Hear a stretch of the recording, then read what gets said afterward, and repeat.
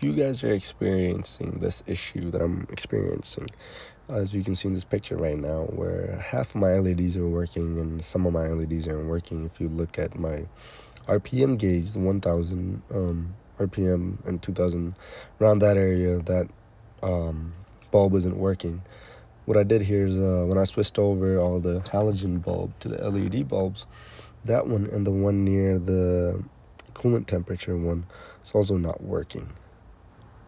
So what happened was that when I switched over to the LED bulb has to be in the right direction, or it has to be in the right polarity.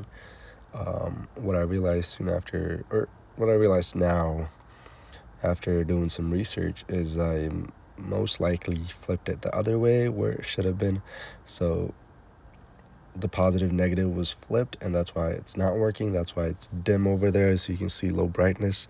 So what I did to correct that issue was I just took out the whole surrounding bezel, or that surrounding trim off, and then I just took off those 3 screws, and I just pulled it a little bit. That gave me a little gap to put my finger behind there, and then take off the bulb, just unscrew the bulb, or twist the bulb connector off, and take off the cap and take off the bulb and switch it around, which then put it back in. I soon realized that did make the difference, and it fixed the issue, as you can see in this picture, where the RPM meters are way brighter even though it's taken at night, and the coolant temperature is also a little bit brighter.